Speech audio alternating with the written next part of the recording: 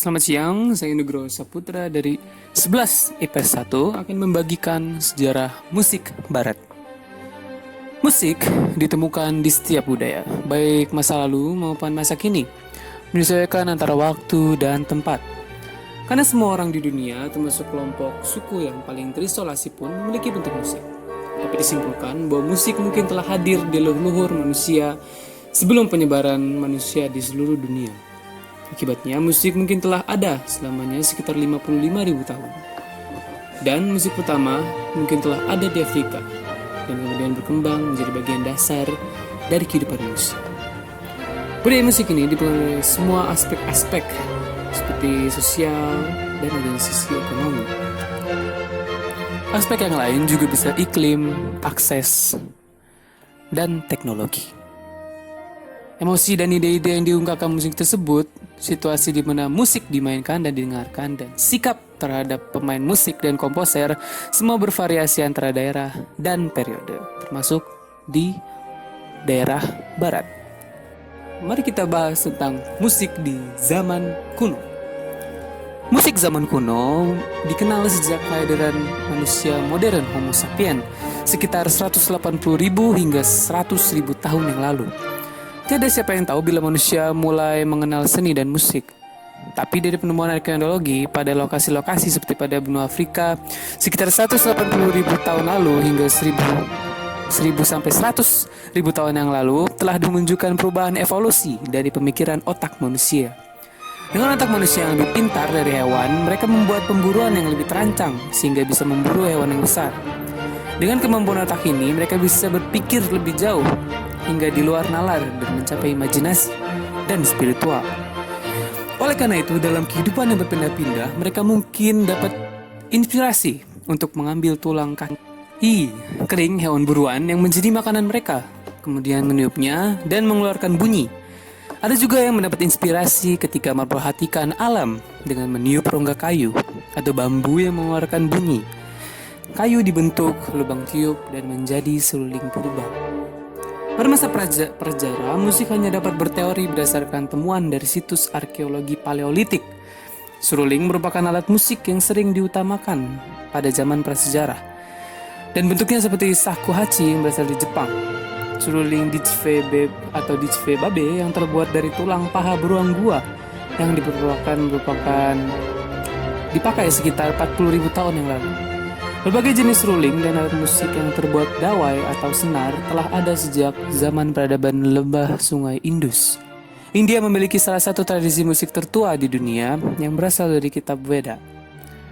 Pengumpulan paling dasar dan terbesar alat musik prasejarah ditemukan di Cina dan tanggal kembali ke antara 7.000 dan 6.600 sebelum Masehi.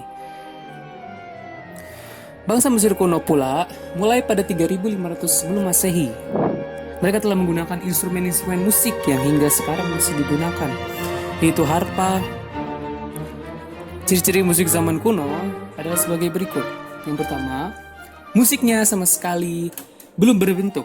Jenis musik masih sangat primitif, lebih banyak digunakan untuk upacara yang bersifat religius. Lalu penggunaan unsur ritmis masih sangat dominan dan penggunaan instrumen musik yang masih sangat sederhana. Setelah musik zaman kuno, kita berpindah ke musik zaman pertengahan. Kira-kira tahun 1000 sampai 1500. Abad pertengahan adalah zaman antara hilangnya kebudayaan antik kuno atau primitif dan timbulnya kebudayaan baru atau Renaissance. Pada periode musik zaman ini, seorang bangsa Prancis bernama Guido Aretinus di Arezzo menemukan sistem membaca notasi. Musik pada zaman ini mengalami perkembangan yang sangat pesat. Pusat kebudayaan pada abad ini adalah pada gereja. Pada zaman ini, musik liturgi berkembang pesat. Ciri-ciri musik pada abad pertengahan ini, pertama, peranan paduan suara yang menyanyikan lebih dari satu suara semakin berkembang. Yang kedua, ditemukannya notasi dan pencatatan nada. Yang ketiga, masuknya musik ke duniawian, bersuara satu.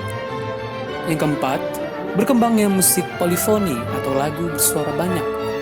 Yang kelima dan yang terakhir adalah berkembangnya nyanyian keagamaan dan untuk pertama kalinya nama-nama komponis muncul dalam sejarah. Tokoh musik pada zaman ini adalah yang pertama adalah Guido di Arezzo, yang kedua Willem Guillaume Dufay, yang ketiga Adam de la Halle, dan yang keempat Hans Sachs. Kemudian ini merupakan alat musik pada masa pertengahan yang bernama hurdy-gurdy. Hurdy-gurdy adalah alat musik atau lebih tepat alat musik dawai, mirip dengan biola. Hurdy-gurdy pada awalnya digunakan untuk memainkan alat musik sakral sebelum diadaptasi untuk memainkan musik rakyat dan kemudian populer. Popularitas hurdy-gurdy menurun hingga beberapa waktu lamanya, sehingga alat musik hurdy-gurdy tidak banyak yang mendengarnya. Namun belakangan ini hurdy-gurdy sepertinya sedang mengalami kebangkitan, baik di Eropa maupun di Amerika Utara. Setelah itu kita masuk ke dalam musik zaman Renaissance, yaitu pada zaman 1500 sampai 1600 sesudah Masehi. Musik Renaissance adalah musik klasik yang diubah pada zaman Renaissance sekitar pada tahun 1450 sampai 1600. Penentuan batas awal zaman musik ini sulit dilakukan karena tidak dapat perubahan besar dalam musik pada abad ke-15. Selain juga bahwa musik dalam perkembangannya mendapat ciri-ciri Renaissance secara bertahap. Zaman ini berlangsung sudah zaman pertengahan dan sebelum zaman Barok. Beberapa komponis dari zaman ini adalah Giovanni Pierluigi da Palestrina, yang kedua adalah Orlando de Lassus, dan William Byrd.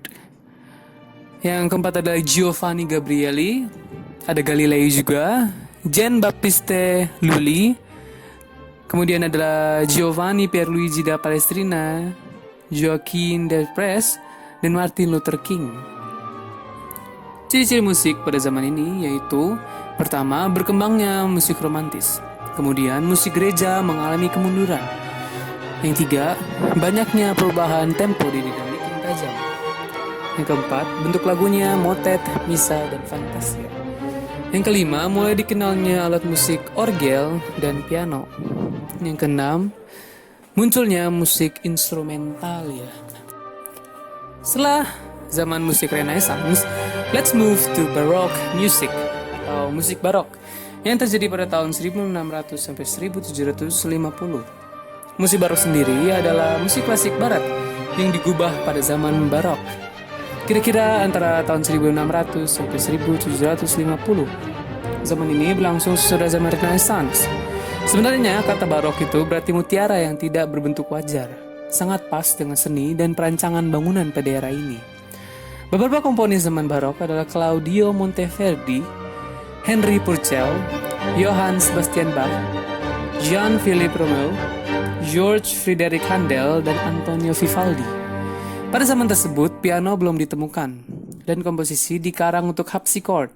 Partitur musik di zaman barok ditandai dengan tidak adanya nyaringan atau polifoni. Karya J.S. Bach atau Johann Sebastian Bach untuk harpsichord lazim mempunyai dua melodi atau lebih untuk tangan kanan dan tangan kiri. Musik barok lazimnya hanya mencerminkan satu jenis emosi saja dibandingkan dengan zaman klasik dan zaman romantik. Musik barok jarang mempunyai modulasi atau rubato. Untuk komposisi piano, pedal jarang digunakan saat memainkan musik barok. Ciri-ciri musik pada zaman ini adalah pertama, pemakaian nada hiasan dan menggunakan tanda dinamik yang dominan. Yang kedua, orang lebih suka pada kelincahan dalam gerak-geriknya. Yang ketiga, musik opera mulai berkembang dan munculnya musik oratorio. Setelah zaman musik barok, kita masuk ke zaman klasik.